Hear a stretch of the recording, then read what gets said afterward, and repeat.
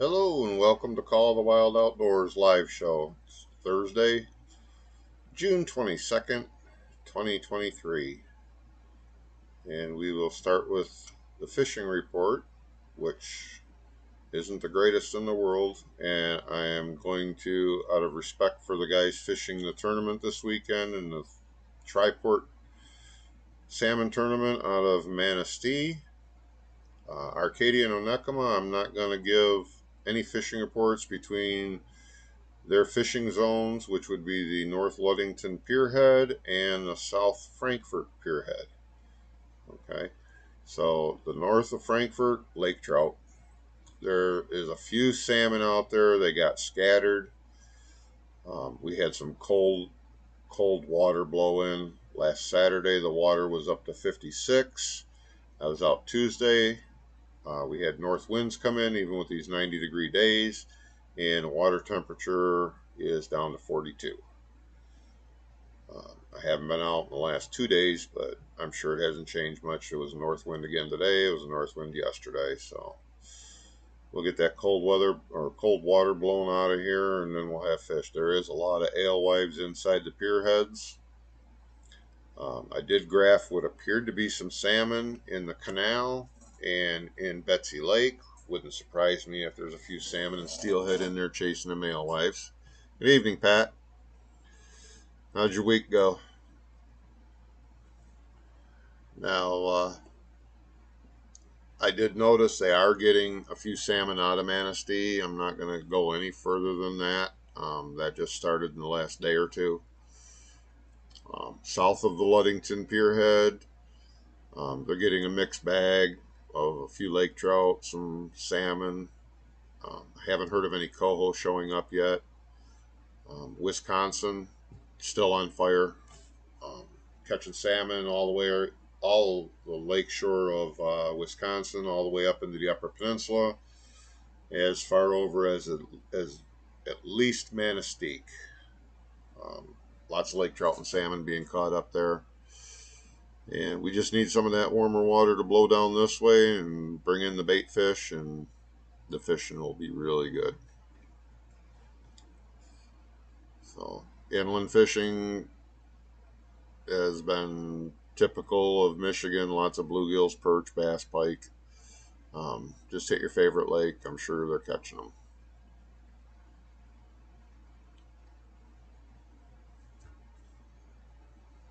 I wanted to fish that tournament this weekend, but I just couldn't find anybody that wanted to crew on the boat with me. I didn't give myself enough time. So I am going to be fishing the Benzie Frenzy. I'm looking for a crew. If you want to participate, send me a message. Um, you can send it to Call the Wild Outdoors 1 at gmail.com, or you can get on my website and get the email address off of there and send me a message there. Um, don't have to have a lot of experience with tournaments, but if you can reel in a fish or drive a boat, that's great.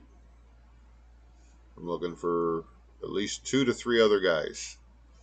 And I don't remember what the prize package is at the Benzie Frenzy, but it's going to be a 2-day tournament, and it's quite a prize. So,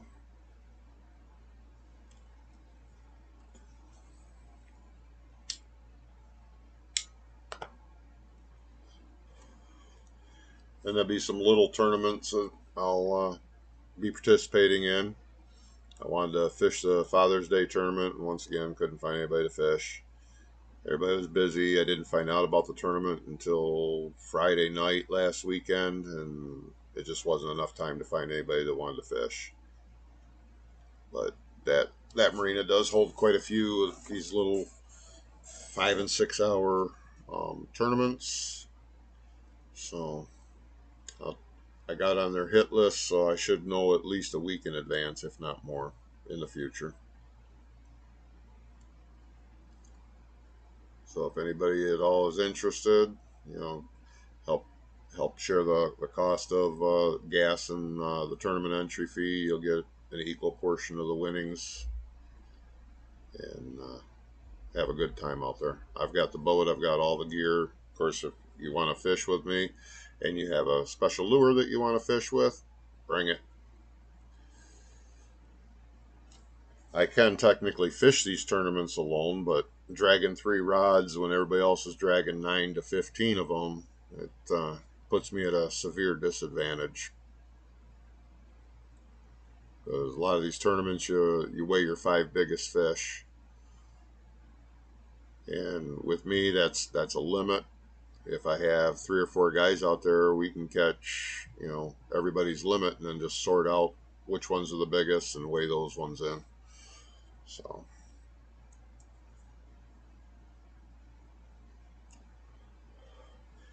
but still, the water's too cold for the salmon here in the Frankfort area. Like I said, there's a few out. If you run out to 500 feet of water, there's some steelhead out there too, and an occasional salmon. But I'm looking at any time now for it to break. And King's got to show up here in the next couple of weeks. They're just starting to get into them when the cold water blew back in and chased them out of there.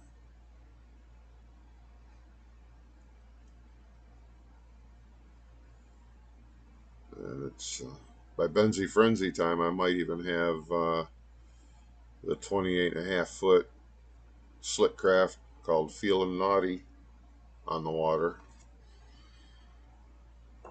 and ready to go.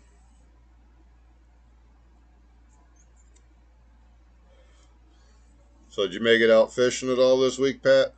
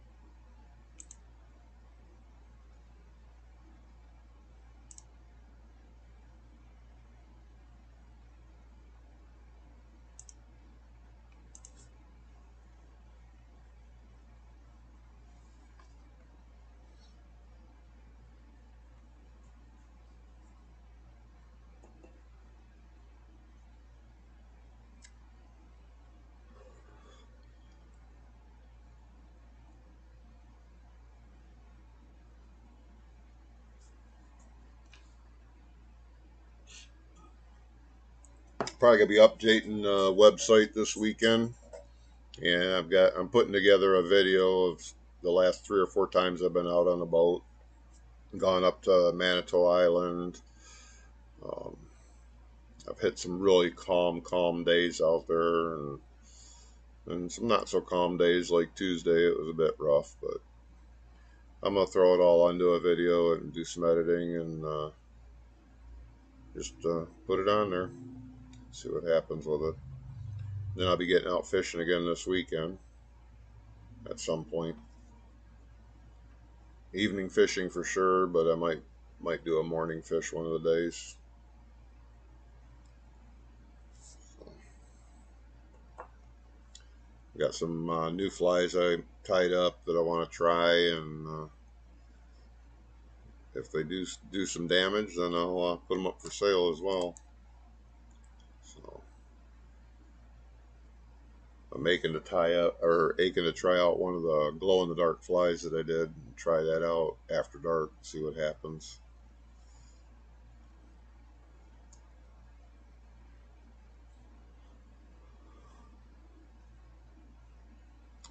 And I got a new webcam on the way, so the video won't be so grainy. I've had some people tell me it's really grainy.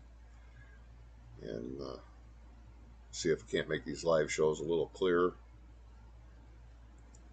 And I'm still working on trying to jump the feed out to my boat so I can run live out in the boat without having 1,000 subscribe or 100 subscribers or whatever it is that they require. I think it's 100 right now. So,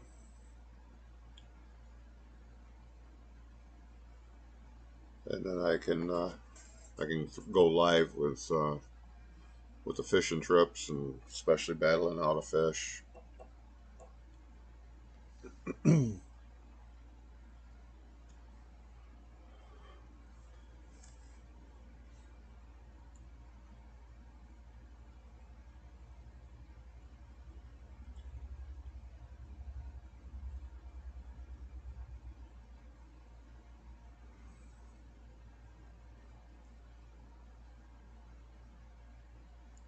Well, that's good.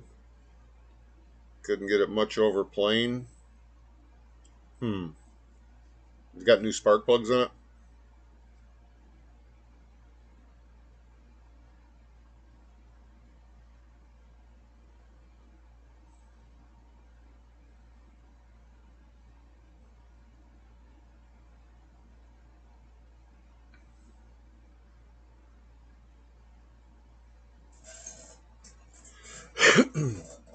Sometimes when you run them on a hose, they sound like they'll rev right up and everything, but when you get them under load, they don't. And a lot of times it's just a simple set of spark plugs.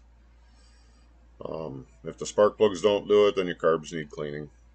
I'll almost guarantee it. Or you got a cylinder that's not firing completely. I had a Yamaha yesterday that came in.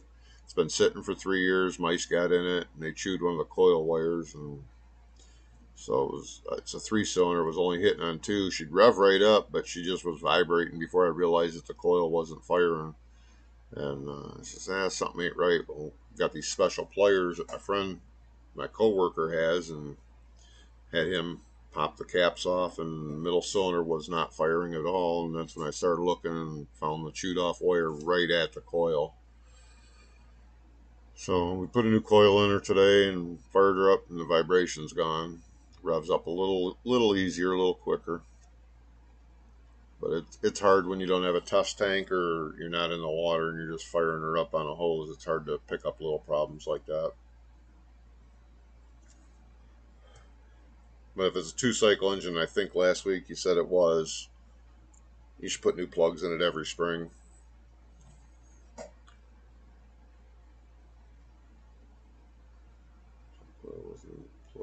Yeah. Okay. Yep. Yep. Just got that message in. Let's see. Has it got them round blue coils with the metal going around the side? Because I think you can screw the wire back into the coil if I'm not mistaken. So keep your old coils around, and that way you got a backup if need be. It's good you got her running. Now you can turn it into a fishing boat.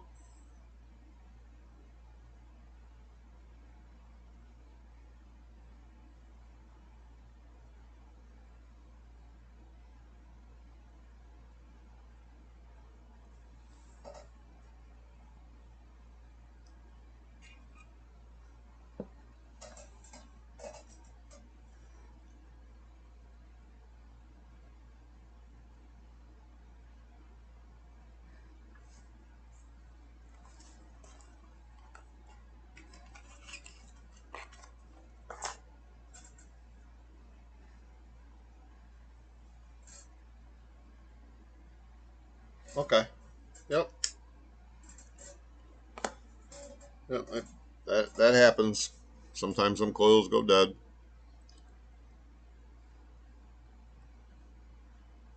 If I remember right, those ain't super expensive coil packs on those either. It's not like some of the newer motors that are $300 a piece.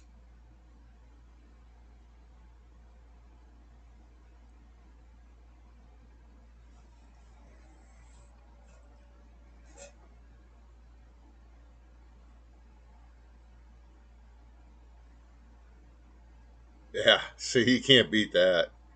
Can't beat that at all.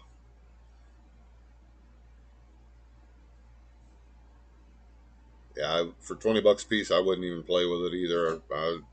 Wire pops out, throw in a new one. Because those ones have a habit of cracking, anyways.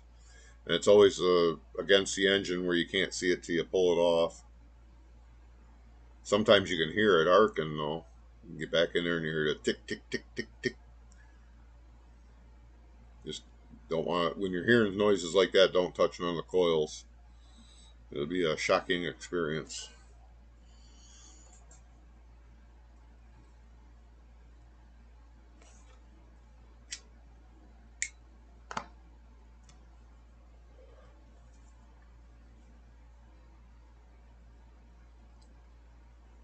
Yeah, if you ever get up this way, Pat, just give me a holler. I'll get you out fishing out on the big water.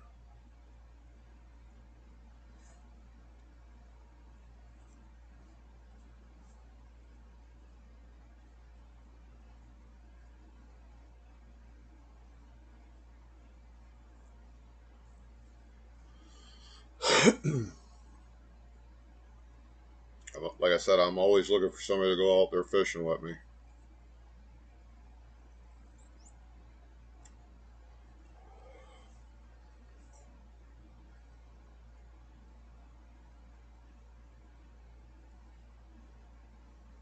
Hell, I don't even need to reel in any fish. I love watching other people catch the fish. I just operate the boat and operate the net.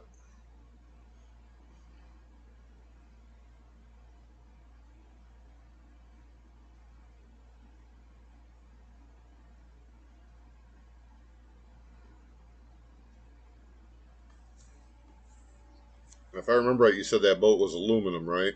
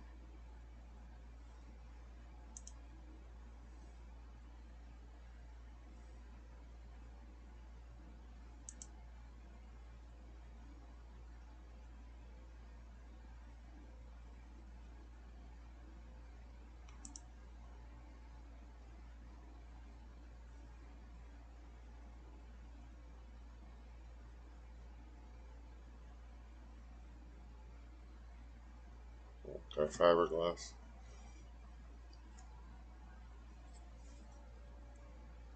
You getting Atlantics down there? Nice. We're at in Port Huron.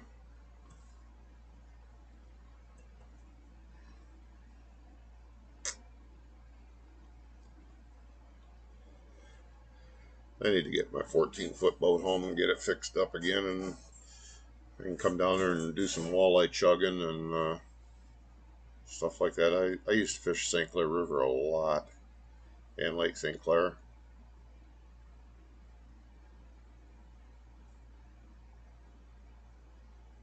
I think the last time I fished Lake St. Clair was probably 15, 20 years ago. I really need to get back down there because that's my stomping grounds. I grew up on it. All the way to Algonac. Wow, nice. My parents lived in Algonac for a while, and my great grandpa had a place right on a canal going out there outside of Algonac. That's how I learned to chug from my grandpa.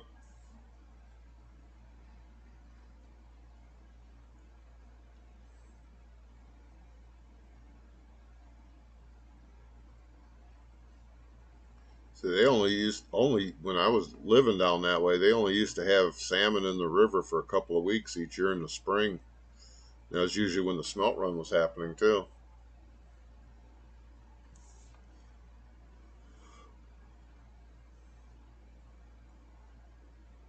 And although the water's deep enough and cold enough to hold them, but they just never used to stick around. I can remember fishing down there by the Bramble boat one year because you could stand on the seawall. They didn't have a fence there, and it was easier to piggyback a couple pencil plugs night fishing. You didn't have to reach over the fence, and then I'd drop them right back to the riverside of the Bramble boat because there was that cut out there. And seen what I thought were some minnows down there, and I put the net to them. They were smelt, broad daylight, 4th of July.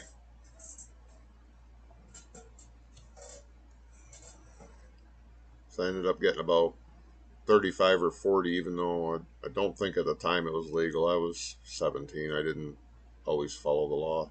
And I had a smelt fry that night after I got home, cleaned my walleye.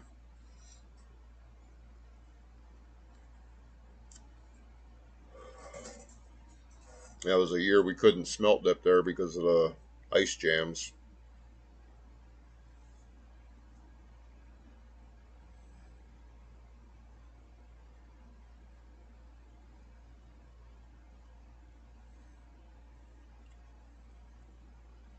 So how far are you from Port Huron in that?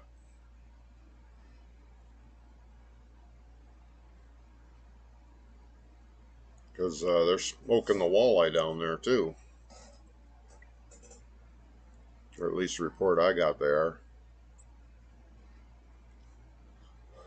You're the first person to mention the salmon, though.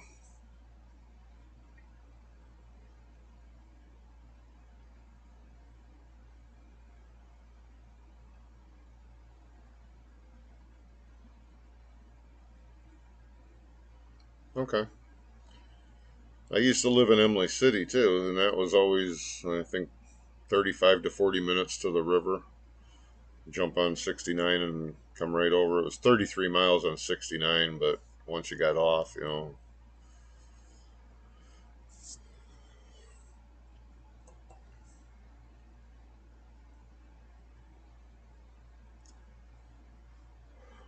Spars Outdoors, huh? I'll have to check out his channel. Give him a subscriber.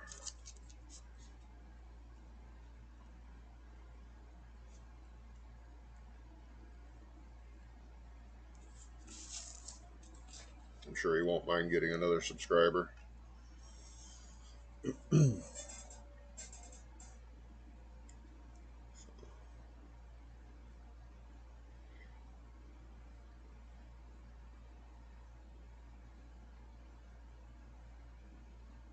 Nice.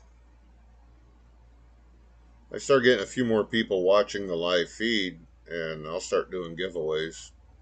I'll have walleye lures, salmon flies, salmon spoons, all that kind of stuff. But when I've only got one or two or three people in the channel on a live stream and not consistent, it's kind of futile. I made you a moderator too, Pat, just so you know. I don't know if you noticed or not. You've been on every week, and I know you'll handle it accordingly.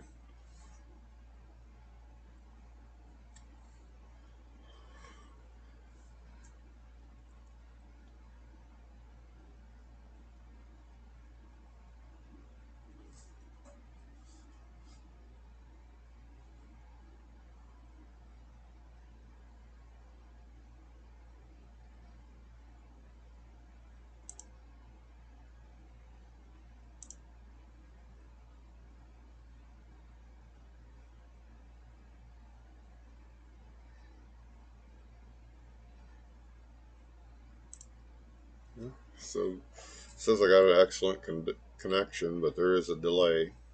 So that's what I get for living in BFE, though. I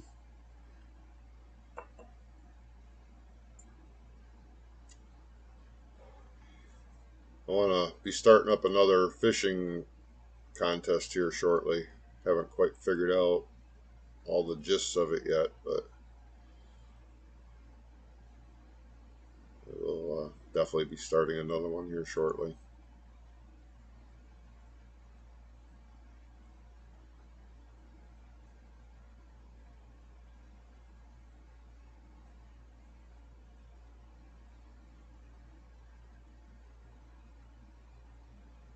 You looking for downriggers for your boat?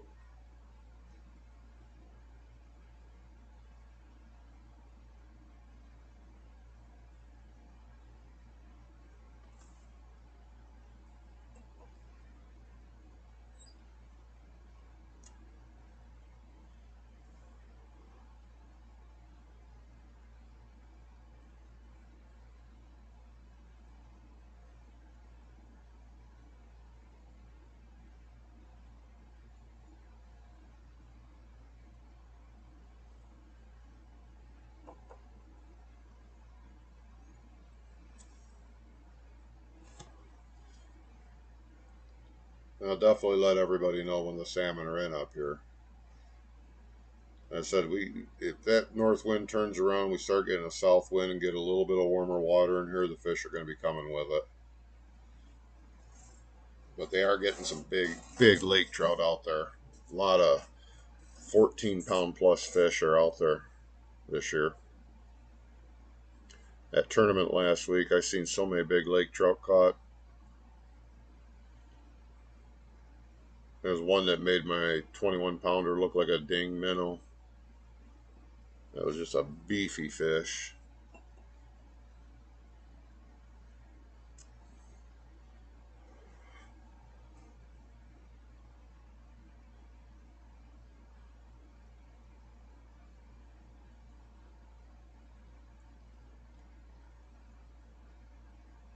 If you end up looking for downriggers, just let me know if you're looking for manual or electric, and I'll see what I can come up with for you.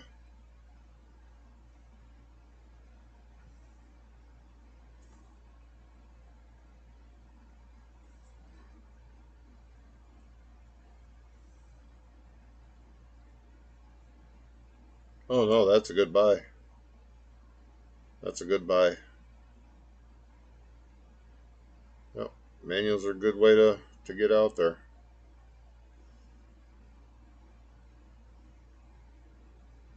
Just get yourself a little WD-40, loosen up your little drag screw, and then on the back side of the spool, give it a couple shots, spin it back and forth a little bit. It's with the bases also, the swivel bases. If they are, you got a steal. But give them a little shot of oil in the back side, not the front side by the drag screw. Back side, and then just spin it back and forth a little bit. Wow. Yeah, you got a steal there. Those swivel bases are expensive.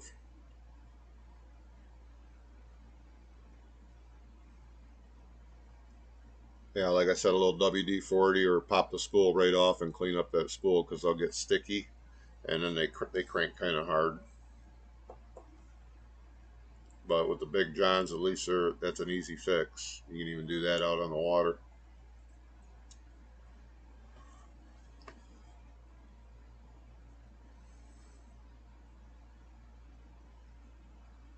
I used to have a couple of big johns on my little 14-foot boat. But I really like the old Lure Jensens I got for the 14-footer. They got a dual handle. I can bicycle them up there. And when you're in a 14-foot aluminum boat, you know as well as I do, there ain't no walking around in it. So just reaching over and running it with two hands brings up that cannonball pretty quick. So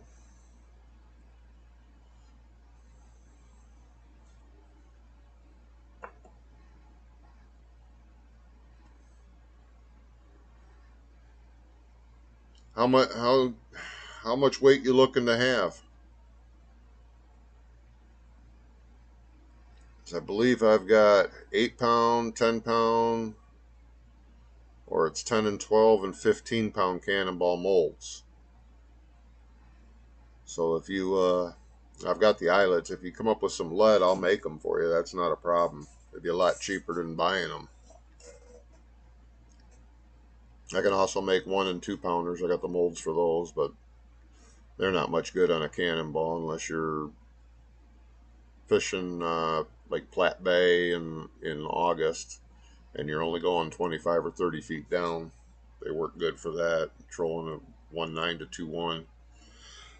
Which is what I used to do. I was always a different one out there. That's why I caught so many fish. I always went home with a limit no matter how many people I had on the boat. And that was from 6 o'clock in the evening to about 10 o'clock at night. Mixed bag of kings and cohos. If we didn't get the first fish on within 20 minutes of setting the cannonballs, I knew it was going to be a hard day, but we always had a fish on within 10 minutes.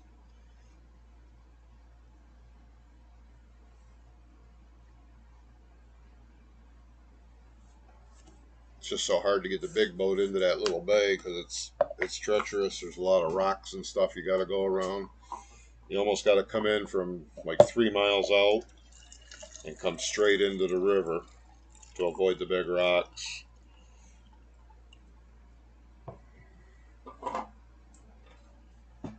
8 pound. Okay, I'll double check my molds. And matter of fact, I might even have a couple of 8 pound cannonballs around here. But I'll check the molds, and if I can get you, if I got an 8 pounder, I'll build you a couple. Then if you want them rubber coated, you can buy that stuff in the store and just dip them in it.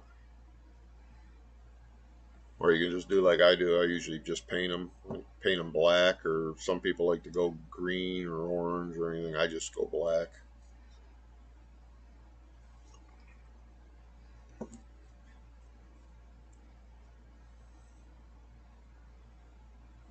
The only thing I have a problem finding up here, I got to go downstate to get, is lead. There's no recyclers up here that sell it, so I got to go down to like Jenison or um, Fraser, or Roseville, go to those areas to buy lead. So I pretty much got to have my truck, because when I go down, I buy 500 to 1,000 pounds at a time.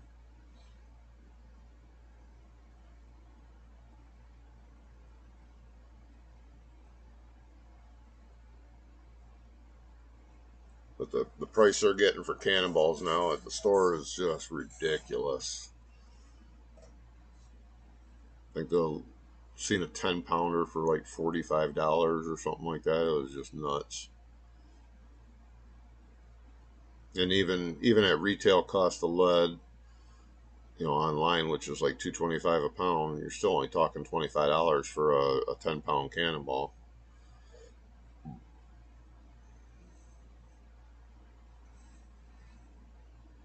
They don't take that long to make once you melt the lead. To melt 10 pounds of lead, it takes about 8-10 minutes. And as long as you go with a pan that's bigger and holds like 15 or 20, you always have molten lead in there. Once you got the molten lead in there, you can melt 10 pounds of lead really fast. When I was supplying bait shops with sinkers and stuff, I used to pour 600 pounds of sinkers in about an hour.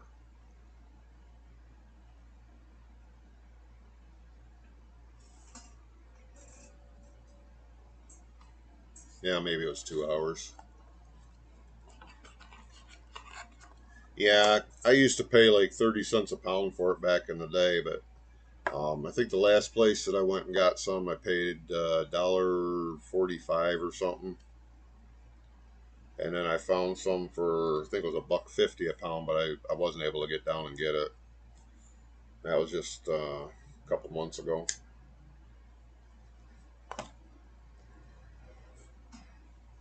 What I usually do right now, if I need a cannonball, I got some old batteries around, and I pour them out in my little bucket of baking soda, and cut the casing and take the panels out, put them in a big pot, and I melt it over a fire so that everything, I don't have no explosion hazard or nothing. I keep a lid on the pot. You'll hear a little bit of popping, but it's nothing much. And then when I open the pot lid, I always open it away from me. But I kind of cheat too, because I take the pot off the fire and let it sit for a few minutes so the lid kind of hardens up again. And I'll pop it out, soak it in baking soda again, and dry it off, and then I just cut it up into pieces and melt it that way.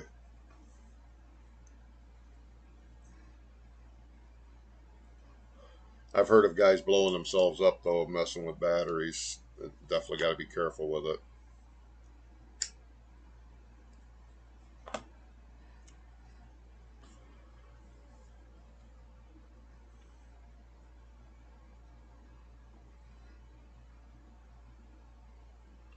And the other thing I used to do is, when I was a kid, there was a shooting range in Roseville, an indoor shooting range. I used to go buy buckets of their bullet pickups, and I think I paid $20 for a 5-gallon bucket full. And by the time you get done sorting everything, you end up with about 30 pounds of lead, maybe 40. But I was making money on the sinker, so I wasn't worried about it. It's a lot of cleaning. You got to scoop all that crap out of there, the shell jackets and stuff like that. But I'd always skim it and go right into another pot that was on the stove because there's always some stuck in there. And then I always got the maximum amount of lead out of it.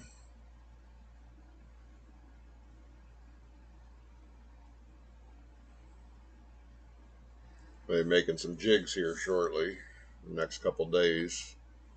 Yeah, let's see, what is it? It'll be 1/4 ounce, 3/8, and, or no, yeah, 3/8 and 1/2 ounce jigs that I'll be making.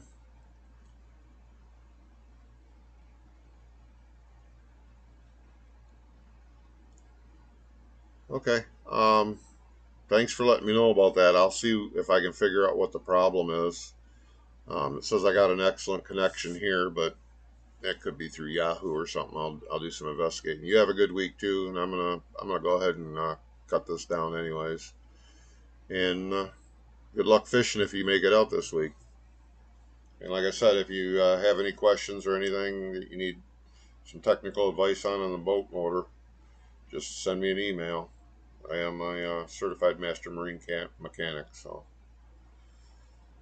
we'll talk to you later. Thank you for watching Call of the Outdoors. Hit the like and subscribe. The channel is going to get better. That I can promise you. And everybody have a good week. Tight lines.